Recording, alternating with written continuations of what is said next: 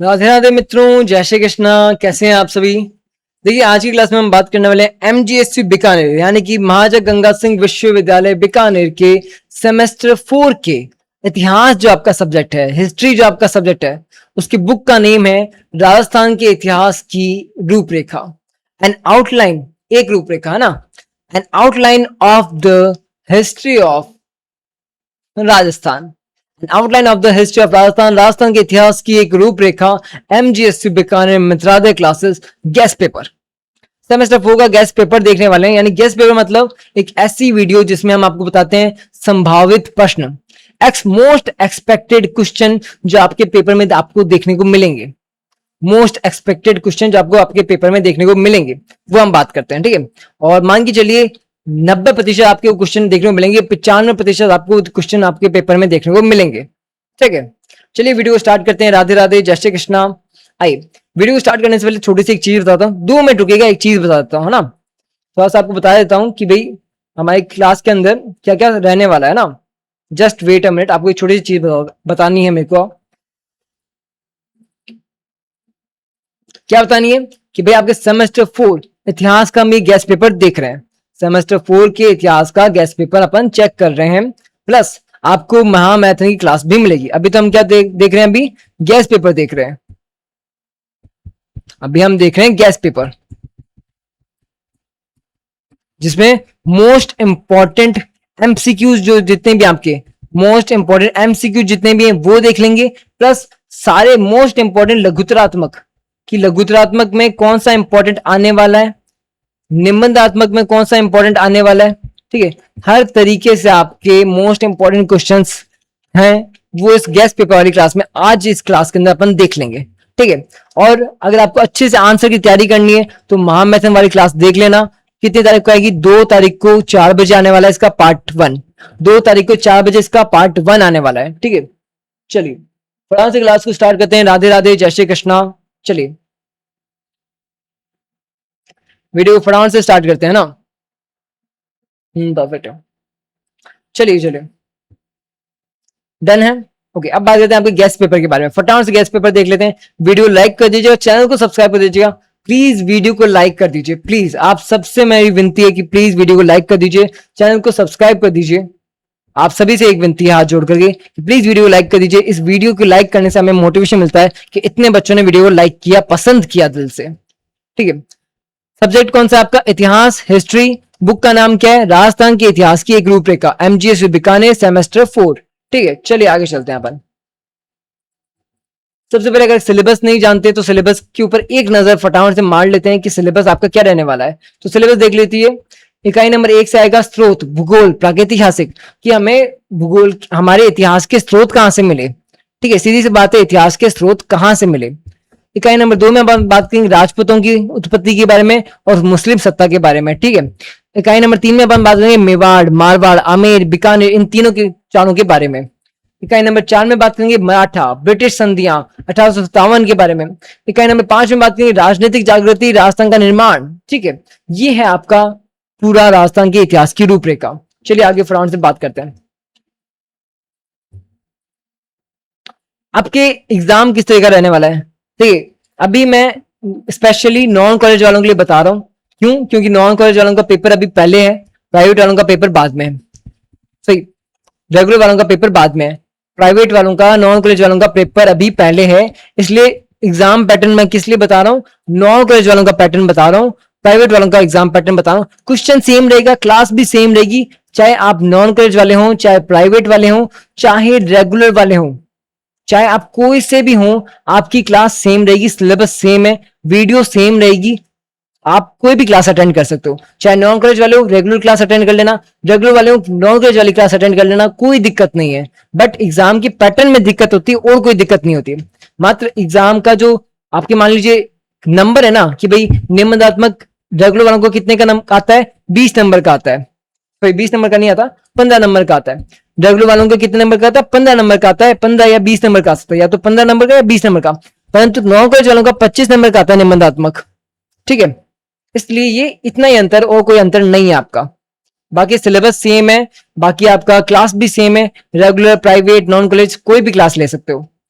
अब बात करते हैं, 3 तरह के खंड होते हैं, सेक्शन ए, बी, सी। ठीक है, देखते हैं। सेक्शन ए के अंदर आपके आएंगे 5+5, 5 तो आएंगे एमसीक्यू प्रश्न, 5 आएंगे फिलिंग द ब्लैंक्स यानी रिक्त स्थान वाले प्रश्न। 10 प्रश्न आएंगे टोटल, यानी 5+5 हो गया ना 10। और कितने अंक का रहने वाला एक क्वेश्चन? एक क्वेश्चन गलत किया तो 2 नंबर कट जाएंगे। अगर एक एमसीक्यू गलत किया 2 नंबर कट जाएंगे। एक फिलिंग द ब्लैंक गलत किया 2 नंबर कट जाएंगे। तो भाई ये 10 प्रश्न कितने नंबर के होंगे? टोटल 20 नंबर का आपका खंड ए रहने वाला है। ठीक है, 5 तो एमसीक्यूज, 5 रिक्त स्थान। चलिए खंड ब, जहां पे अपन बात करेंगे लघुत्तरात्मक प्रश्नों की। किसकी बात करेंगे? लघुत्तरात्मक प्रश्न। कितने प्रश्न आएंगे? 5 प्रश्न आएंगे भाई, 5 प्रश्न आएंगे। पांचों में आपको क्या मिलेगा? ऑप्शन मिलेगा, या तो ऊपर वाला ए कर लेना या नीचे वाला बी कर लेना। आपकी इच्छा है ऊपर वाला करो या नीचे वाला करो। भाई 2 ऑप्शन का मतलब क्या है? अथवा में मिलेगा ये आपको प्रश्न। अथवा के अंदर 5 प्रश्न मिलेंगे, पांचों करने अनिवार्य हैं, परंतु ऊपर वाला या नीचे वाला कौन सा करना है वो आपकी इच्छा है। अथवा में मिलेगा। ठीक है, और कितने शब्दों में आंसर देना है? 200 शब्दों में आंसर देना है। कितने शब्दों में? 200 शब्दों में। लघुत्तरात्मक का आंसर 200 शब्दों में देना है, यानी कि 2 पेजेस आपको भरने हैं। 2 पेजेस आपको मिनिमम भरने हैं। मैक्सिमम आप चाहे 3 भर देना, परंतु मिनिमम आपको लघुत्तरात्मक का आंसर 2 पेजेस में देना ही देना है। ठीक है, और कितने नंबर का क्वेश्चन आएगा? 11 नंबर का एक क्वेश्चन आएगा। तो आपको 11 इंटू 5 कितने हो गए भाई? 5 प्रश्न आएंगे, 11 नंबर का एक प्रश्न होगा, तो 55 नंबर का आपका सेक्शन बी हो गया। अब बात करते हैं आपके सेक्शन सी के बारे में, निबंधात्मक प्रश्नों के बारे में। तो भाई निबंधात्मक प्रश्न जो है 5 आएंगे, 5 में से करने कितने हैं? 3 ही करने हैं।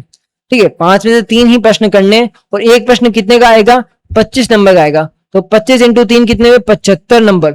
75 नंबर का आपका निबंधात्मक होने वाला है।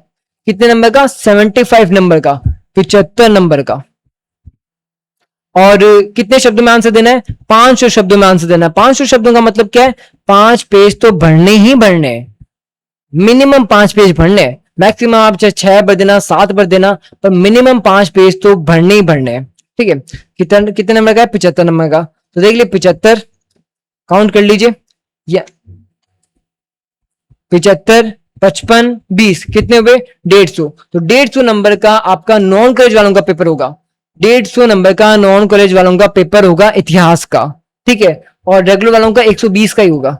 ठीक है, आई बात समझ में? 120 का होगा रेगुलर वालों का, 150 नंबर का होगा नॉन कॉलेज वालों का, प्राइवेट वालों का। ठीक है, आई बात समझ में? अब देखिए, अब वीडियो आप चाहे नॉन कॉलेज हो, प्राइवेट हो, रेगुलर हो, आप आगे वीडियो सेम चलेगी। आगे जो क्वेश्चन है वो रेगुलर वालों के भी सेम क्वेश्चन आएगा, नॉन कॉलेज वालों का भी सेम क्वेश्चन आएगा। ठीक है, आइए बात करते हैं। अब मैं बात करूंगा मोस्ट इंपॉर्टेंट एमसीक्यू के बारे में। ठीक है, क्यों भाई एमसीक्यू कितना महंगा है भाई, एक क्वेश्चन क्लियर करते हैं कितने नंबर कट जाएंगे अपने। फटाफट से, ज्यादा लंबी क्लास नहीं है, मात्र 15-20 मिनट की क्लास के अंदर आपके मोस्ट इंपॉर्टेंट एमसीक्यू बता दूंगा, मोस्ट इंपॉर्टेंट लघुत्तरात्मक, मोस्ट इंपॉर्टेंट निबंधात्मक बता दूंगा। ठीक है, चलिए। राजस्थान के इतिहास का सबसे प्रमुख पुरातात्विक स्रोत कौन सा है? कालीबंगा। राजस्थान राज्य का अभिलेखागार कहां स्थित है? बीकानेर के अंदर। राजस्थान के इतिहास का सबसे प्रसिद्ध साहित्यिक स्रोत कौन सा है? पृथ्वीराज रासो। पृथ्वीराज रासो के रचयिता कौन है? चंद्रभद्राई। राजस्थान में प्रथम ताम्रयुगीन सभ्यता कौन सी मानी जाती है? आर्य सभ्यता। आर्य सभ्यता किस नदी के किनारे विकसित हुई? बनास नदी के किनारे। आर्य सभ्यता को किन नाम से जाना जाता है? ताम्रयुगीन सभ्यता, आर्य संस्कृति।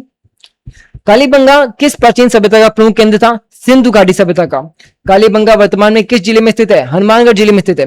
कालीबंगा में कृषि का कौन सा महत्वपूर्ण प्रमाण मिला? जुते हुए खेत। यहाँ पे जुते हुए खेत होने का प्रमाण मिला कि यहाँ पे खेत जोते जाते थे, कृषि होती थी यहाँ पर। विराट किस जिले में स्थित है? इकाई जयपुर के अंदर। भाई अभी हम बात कर रहे हैं इकाई नंबर 1 की। इकाई नंबर 1 यूनिट नंबर 1 से आने वाले मोस्ट इंपॉर्टेंट एमसीक्यू, हर एक यूनिट वाइज अपन एमसीक्यू देखेंगे, लघुत्तरात्मक देखेंगे, निबंधात्मक देखेंगे। ठीक है, विराट से किस धर्म के प्राचीन अवशेष प्राप्त हुए? बौद्ध धर्म के। विराट में अशोक का कौन सा प्रमुख प्रमाण मिला? अशोक के शिलालेख मिले। राजस्थान की सबसे ऊंची चोटी कौन सी है? गुरु शिखर। गुरु शिखर किस पर्वतमाला में स्थित है? अरावली पर्वतमाला में स्थित है। ठीक है, राजस्थान की सबसे लंबी पर्वतमाला कौन सी है? अरावली पर्वतमाला। राजस्थान की सबसे बड़ी नदी कौन सी है? चंबल। पश्चिम राजस्थान की प्रमुख नदी कौन सी है? लूनी। राजस्थान की प्रमुख अंतरराज्यीय नदी कौन सी है? माही। राजस्थान का सबसे बड़ा प्राकृतिक प्रदेश कौन सा है? थार मरुस्थल। राजस्थान की प्रमुख मिट्टी कौन सी है? मरुस्थलीय मिट्टी। राजस्थान की जलवायु मुख्यतः कैसी है? अर्ध शुष्क। राजस्थान में सर्वाधिक वर्षा कहां होती है? माउंट आबू के अंदर। इतिहास लेखन में ताम्रपत्र किस श्रेणी के स्रोत माने जाते हैं? अभिलेखीय स्रोत माने जाते हैं। शिलालेख किस प्रकार के ऐतिहासिक स्रोत हैं, पुरातात्विक स्रोत हैं। सिक्कों से मुख्यतः किस प्रकार की जानकारी प्राप्त होती है, राजनीतिक एवं आर्थिक जानकारी। ख्यात साहित्य का राजस्थान के इतिहास में क्या महत्व है, मध्यकालीन इतिहास का प्रमुख स्रोत है। नैन्सी की ख्यात के लेखक कौन थे, मोहनोत नैन्सी। नैन्सी की ख्यात के लेखक कौन थे, मोहनोत नैन्सी। कर्नल टॉड की प्रसिद्ध पुस्तक का नाम क्या था, annulus and antiquities of Rajasthan. Rajasthan के इतिहास की 3 प्रमुख स्रोत कौन से हैं, पुरातात्विक, साहित्यिक, अभिलेखीय स्रोत। ओके, परफेक्ट है। आगे चलते हैं अपन। अब बात करते हैं इकाई नंबर 1 से आने वाले, इकाई नंबर 1 यूनिट नंबर 1 से आने वाले मोस्ट इंपॉर्टेंट लघुतरात्मक प्रश्न कौन से हो सकते हैं। तो एक क्वेश्चन आ सकता है आपके कि राजस्थान के इतिहास के प्रमुख स्रोतों का वर्णन कीजिए। भाई इतिहास के प्रमुख स्रोतों का वर्णन कीजिए ना, तो आप कैसे आंसर दोगे, सबसे पहले परिचय दोगे, फिर इतिहास के स्रोतों का अर्थ दोगे कि भाई इतिहास के स्रोतों का मतलब क्या होता है, फिर पुरातात्विक स्रोतों के बारे में बताओगे, साहित्यिक स्रोतों के बारे में बताओगे, अभिलेखीय स्रोतों के बारे में बताओगे, फिर लास्ट में उनका महत्व बताओगे, इन सभी का महत्व, फिर बताओगे निष्कर्ष। इस तरीके से आंसर दोगे ना तो मैं कहता हूं जितने नंबर का क्वेश्चन है उतने नंबर मिलेंगे।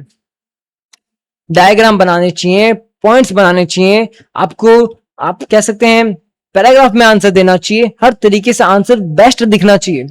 तो अभी आप क्या करोगे, हेडिंग लगाओगे परिचय की, फिर इतिहास की भी हेडिंग लगाओगे, अर्थ की हेडिंग लगाओगे, स्रोत की हेडिंग लगाओगे, महत्व की हेडिंग लगाओगे, निष्कर्ष की हेडिंग लगाओगे। कितना शानदार दिखेगा ना उत्तर। आर्य सभ्यता का सांस्कृतिक महत्व बताना है, कालीबंगा सभ्यता का प्रमुख विशेषताएं बतानी है। कैसे बताओगे, पूरा तरीका बता रखा है, खोज है, स्थान है, जुता हुआ खेत है, नगर योजना है, अग्निकुंड है, कृषि संस्कृति है, ऐतिहासिक महत्व है, निष्कर्ष है। इस तरीके से अगर आंसर दोगे ना, मैं कह रहा हूं कोई आपके नंबर नहीं रोक सकता। परफेक्ट है, बहुत बढ़िया है ना। चलिए आगे चलें अपन, बात करते हैं यूनिट नंबर 1 इकाई नंबर 1 से आने वाला मोस्ट इंपॉर्टेंट निबंधात्मक प्रश्न कौन सा है। तो राजस्थान के इतिहास के प्रमुख स्रोतों का वर्णन कीजिए। तो भाई राजस्थान के इतिहास के प्रमुख स्रोत, तो आप क्या बताओगे, परिचय, लेखन का महत्व, पुरातात्विक स्रोत, साहित्यिक स्रोत, अभिलेखीय स्रोत, प्रमुख उदाहरण दोगे, ऐतिहासिक उपयोगिता बताओगे, सीमाएं बताओगे, महत्व बताओगे, निष्कर्ष दोगे। इस तरीके से आप इसका प्रॉपर आंसर दोगे ना, तब जाके आपको इसके प्रॉपर नंबर मिलेंगे। ठीक है, प्रागैतिहासिक राजस्थान का विवेचन करते हुए कालीबंगा, आहड़, बेराठ इन सभ्यताओं का मूल्यांकन करो। तो आप इन सभ्यताओं के बारे में बताओगे, प्रॉपर आंसर दोगे और शानदार नंबर मिल जाएंगे। ठीक है, अब चलते हैं यूनिट नंबर 2 की तरफ। ठीक है, अगर उससे पहले अगर आपको एप्लीकेशन पे नोट्स चाहिए, भाई आपको नोट्स चाहिए ना, अगर किसी को भी नोट्स चाहिए, हिंदी भाषा में चाहिए चाहे इंग्लिश भाषा में चाहिए, हिंदी मीडियम इंग्लिश मीडियम किसी भी भाषा में नोट्स चाहिए ना, तो एप्लीकेशन डाउनलोड कर लेना। लिंक आपको डिस्क्रिप्शन में दे दी गई है, पिन कमेंट में दे दी गई है नीचे।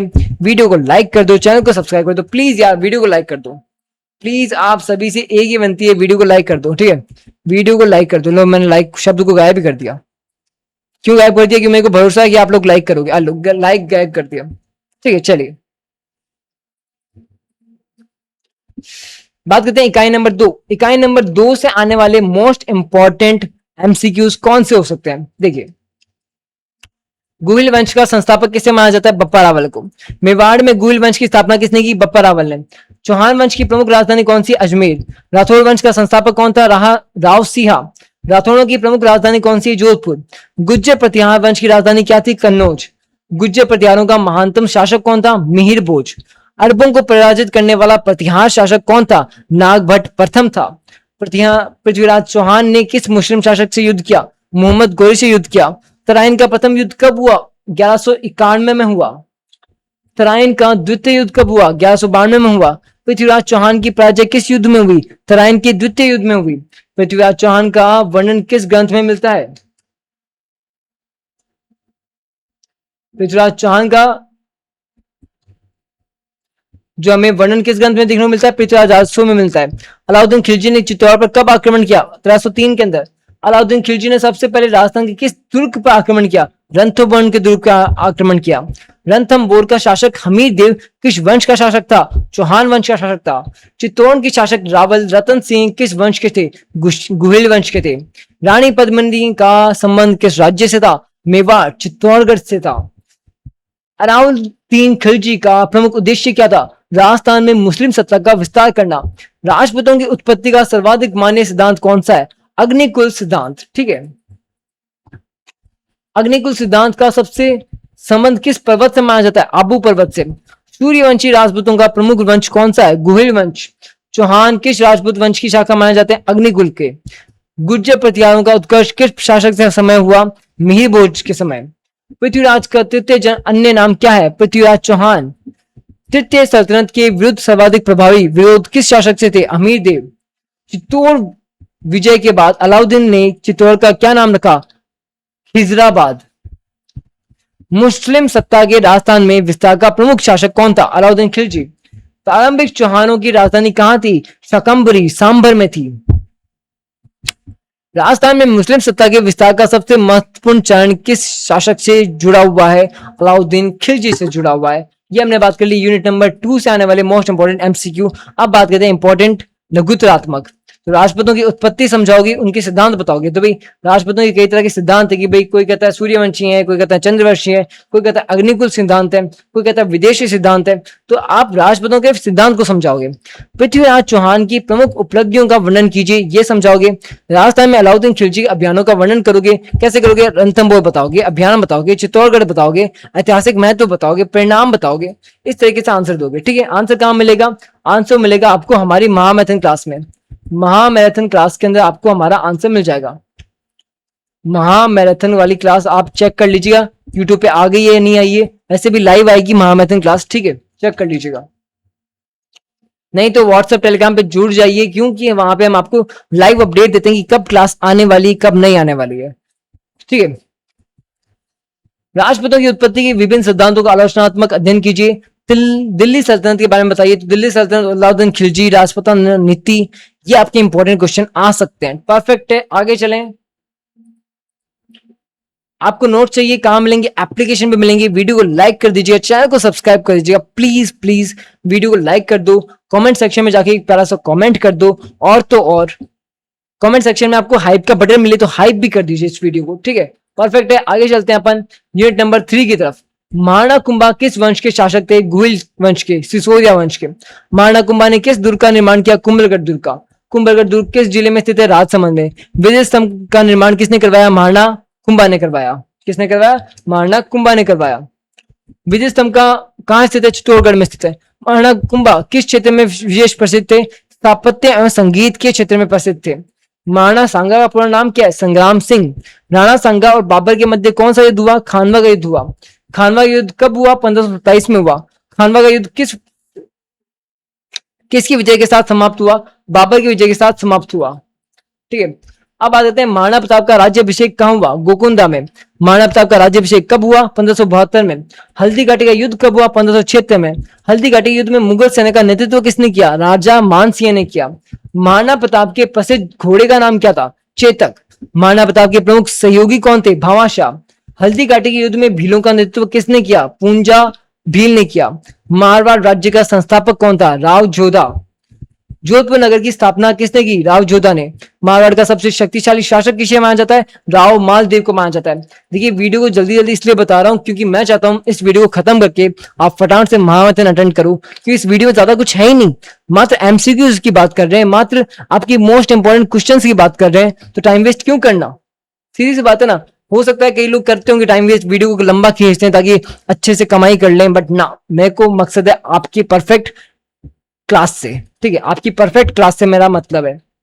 चंद्रसेन किस राज्य के शासक थे? मारवाड़। चंद्रसेन ने किस मुगल सम्राट का विरोध किया? अकबर का। आमेर के राजा मानसिंह किस मुगल सम्राट के सेनापति थे? अकबर के। मिर्जा राजा जय सिंह किस मुगल सम्राट के समय प्रसिद्ध हुए? औरंगजेब के समय। सवाई जय सिंह ने किस नगर की स्थापना की? जयपुर की। जंतर मंतर का निर्माण किसने करवाया? सवाई जय सिंह ने करवाया। बीकानेर के राय सिंह ने किस दुर्ग का निर्माण करवाया? जूनागढ़ का निर्माण करवाया। महाराजा गंगा सिंह किस रियासत के शासक थे? बीकानेर के। यार ये क्वेश्चन तो गलत आप कर ही नहीं सकते, महाराजा गंगा सिंह बीकानेर तो आपकी यूनिवर्सिटी है। गंग नहर का निर्माण किसके प्रयासों से हुआ? महाराजा गंगा सिंह। आई थिंक महाराजा गंगा सिंह के बारे में पूछ ही ले। United Nations league of nation अंतरराष्ट्रीय मंच में भारत का प्रतिनिधित्व करने वाले बीकानेर के शासक कौन थे? महाराजा गंगा सिंह थे, लीग ऑफ नेशंस के अंदर बैठने वाले, ठीक है, महाराजा गंगा सिंह बीकानेर से। महाराजा कुंभा की प्रमुख उपलब्धियां बताइए। तो आप बता सकते हो। महाराणा प्रताप की मुगल प्रतिरोधी नीति का वर्णन करो, बता सकते हो। सवाई जय सिंह की उपलब्धियों के बारे में बता सकते हो, बता सकते हो ना। कहाँ बताओगे आंसर? आंसर आपको मिलेगा महामैथन के अंदर। आंसर कहाँ मिलेगा? एप्लीकेशन पे नोट्स के अंदर, ठीक है।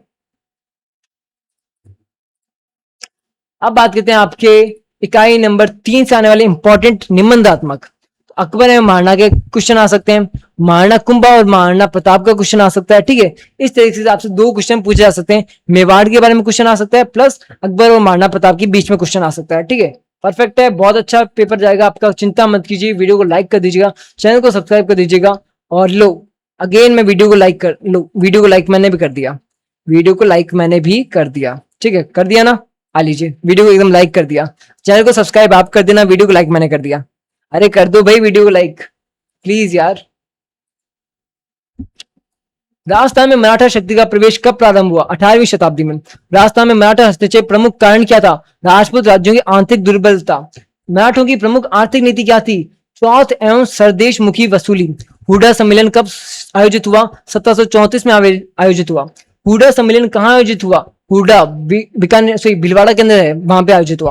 हुडा सम्मेलन का उद्देश्य क्या था? मराठों के विरुद्ध राजपूत एकता। हुडा सम्मेलन की अध्यक्षता किसने की? सवाई जय सिंह ने की। हुडा सम्मेलन क्यों असफल हुआ? राजपूतों की आपसी फूट के चलते। राजपूत राज्यों ने अंग्रेजों से संधियां कब की? 1818 में की। 1818 की संधियां किस संस्था से हुई? ईस्ट इंडिया कंपनी से हुई, ठीक है। राजपूत ईस्ट इंडिया कंपनी के साथ मिल गए थे जल्दी। 1818 की संधियों के प्रमुख निर्माता कौन थे? लॉर्ड हेस्टिंग्स थे। सहायक संधि की नीति किसने प्रारंभ की? सब्सिडायरी अलायंस किसने स्टार्ट किया? लॉर्ड वेलेजली ने किया। 1818 की संधियां का प्रमुख उद्देश्य क्या था? मराठों से सुरक्षा। 18 की संधियों के बाद राजस्थान किसके प्रभाव में आ गया? अंग्रेजों के प्रभाव में आ गया। तो मराठों ने भी अपने क्या कर ली थी? संधियां कर ली थी। राजस्थान में 1857 की क्रांति का प्रमुख केंद्र कौन सा था? नसीराबाद था। राजस्थान में 1857 का पहला सैनिक विद्रोह कहां हुआ? नसीराबाद में हुआ। 1857 में नीमच छावनी का विद्रोह किस क्षेत्र में हुआ? मेवाड़ के अंदर हुआ। कोटा विद्रोह का प्रमुख नेता कौन था? लाला जयदयाल। कोटा विद्रोह में सैनिक नेतृत्व किसने किया? मेहराब खान ने। अहुआ के ठाकुर कौन थे? ठाकुर खुशहाल सिंह, ठीक है।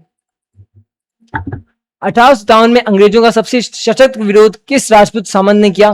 ठाकुर खुशहाल सिंह ने। नसीराबाद छावनी किस जिले में स्थित है? अजमेर के अंदर। 1857 की क्रांति के समय भारत का गवर्नर जनरल कौन था? Lord Canning. राजस्थान में 1857 की क्रांति का प्रमुख कारण क्या था? अंग्रेजी शासन की प्रति असंतोष। मराठा आक्रमणों से राजस्थान पर क्या प्रभाव पड़ा? आर्थिक एवं राजनीतिक दुर्बलता बताइए। अंग्रेजों की सर्वोच्चता राजस्थान में किस वर्ष स्थापित हुई? हुडा सम्मेलन कहाँ है? 1887 है। 1857 की क्रांति है। 1818 की संधियां है। अच्छे से क्वेश्चन याद कर लीजिएगा, ठीक है। क्वेश्चन क्या आ सकता है लघुदात्मक में? मराठा आक्रमण आ सकता है, हुडा सम्मेलन आ सकता है, 1857 की क्रांति आ सकती है। आंसर कैसे देना आपको पता ही है। आंसर कहां से याद करोगे? महामैथन वाली क्लास से याद करोगे। मराठा प्रवेश, हुडा सम्मेलन, अंग्रेज राजपूत संघ थी, संधियां एक साथ पूछ सकता है। 1857 की क्रांति, ये तो मोस्ट इंपॉर्टेंट क्वेश्चन है। 1857 की क्रांति मोस्ट इंपॉर्टेंट क्वेश्चन है, याद कर लीजिएगा, ठीक है। वीडियो लाइक कर दीजिएगा, चैनल को सब्सक्राइब कर दीजिएगा, प्लीज वीडियो को लाइक कर दो। प्लस एक और चीज आपको बोलूंगा, कमेंट कर देना प्यारा सा एक कमेंट कर दीजिए। नीचे जाइए कमेंट सेक्शन में और एक प्यारा सा कमेंट कर दीजिए। अच्छा, कमेंट सेक्शन के पास में आप अगर साइड में करोगे कमेंट सेक्शन को, तो वहां पे आपको एक बटन मिलेगा हाइप करके। क्या बटन मिलेगा? हाइप, HYPE, हाइप करके एक बटन मिलेगा। उस बटन पे क्लिक करना, जिससे कि हमें थोड़े से पॉइंट्स मिलेंगे। उस पॉइंट से क्या होता है, वीडियो पुश होती है, जिन बच्चों तक नहीं पहुंची ना वो पहुंच जाती है, ठीक है। वीडियो उन बच्चों तक भी पहुंच जाती है जहां जिन तक पहुंचनी चाहिए। तो प्लीज वीडियो को हाइप कर दीजिए, जिससे बाकी बच्चों की हेल्प हो जाए, ठीक है। इकाई नंबर 5 से क्या क्वेश्चन आ सकता है भाई? 1 2 3 4 बिजोलिया वाला क्वेश्चन आएगा। बिजोलिया आंदोलन वाला क्वेश्चन बहुत इंपॉर्टेंट है, देख लीजिएगा। शेखावटी किसान आंदोलन है, भगत आंदोलन है, बहुत अच्छे क्वेश्चन बनेंगे इसके, ठीक है। मानगढ़ धाम है, हत्याकांड है, ठीक है। परफेक्ट है, परफेक्ट। अर्जुन लाल सेठी वाला, ये भी बहुत अच्छा क्वेश्चन बनेगा। राजस्थान का प्रथम प्रजामंडल कहाँ स्थापित हुआ था? जयपुर में स्थापित हुआ था, ठीक है। प्रजामंडल आंदोलन में किस हाल में प्रारंभ हुआ? कब राजस्थान दिवस कब मनाया जाता है? 30 मार्च को मनाया जाता है। वीर राजस्थान का गठन कब हुआ? राजस्थान के प्रमुख राष्ट्रपति प्रमुख कौन थे? मुख्यमंत्री कौन थे? मुख्यमंत्री कौन थे? राजस्थान के प्रमुख मुख्यमंत्री कौन थे? प्रथम मुख्यमंत्री हीरालाल शास्त्री थे, ठीक है। वर्तमान राजस्थान का पुनर्गठन कब हुआ, ये सब कुछ बता रखा है, 7 चरणों में हुआ। ये क्वेश्चंस को एक बार देख लीजिएगा, ठीक है। ऑल्सो आपके जो लघुतरात्मक क्वेश्चन है वो देखते हैं अपन कौन कौन से हैं। तो एक तो आ सकता है राजस्थान की जागृति के बारे में, बिजोलिया किसान आंदोलन के बारे में, मोतीलाल तेजावत के जनजातीय आंदोलन के बारे में, गोविंद गुरु के बारे में, ठीक है। और तो और आपके आ सकता है जन जागृति कैसे फैलाई गई। तो जन जागृति में सीधी सी बात है, किसान आंदोलन, प्रजामंडल आंदोलन दोनों को साथ में बात करना। किसान आंदोलन और प्रजामंडल आंदोलन दोनों की बात करोगे तो क्या बन जाएगा आपका, राजनीतिक जागृति बन जाएगी, जन जागृति बन जाएगी। राजस्थान का एकीकरण का पूरा चरण बताओ, तो विद्यार्थी 7 तरह के चरण थे, सातों चरण को बताना। 1948 से लेकर के 1956 तक की पूरी प्रक्रिया समझा देना, ठीक है। इस तरीके से आपकी इकाई 5वीं कंप्लीट होती है। तो वीडियो को लाइक कर देना, चैनल को सब्सक्राइब कर देना, प्लीज वीडियो को लाइक कर दो, चैनल को सब्सक्राइब कर दो, हाइप में जाके हाइप को पॉइंट्स दे दो, ठीक है। कमेंट कर दो प्यारा सा। यहाँ पे पूरा मैं एक्सप्लेन भी कर रखा है 1 2 3 4 5 में क्या क्या इंपॉर्टेंट टॉपिक है, ठीक है। चलिए एप्लीकेशन पे इसकी पीडीएफ भी मिल जाएगी, कई बच्चों को इसकी पीडीएफ चाहिए तो एप्लीकेशन में मिल जाएगी, चिंता मत कीजिए। आज की क्लास में हमने देखा है गैस पेपर कौन से सेमेस्टर का, सेमेस्टर 4 का, इतिहास के सब्जेक्ट का, ठीक है। राजस्थान के इतिहास की एक रूपरेखा अपन जानी है, ठीक है। वीडियो को लाइक कर दीजिएगा, और तो और मैथ एंड क्लास को जरूर अटेंड कर लेना, प्लीज मैथ एंड क्लास को अटेंड करना, ठीक है। चलिए फिर राधे राधे, जय श्री शंकर की, bye, thank you so much, ठीक है। वीडियो को लाइक कर दीजिएगा।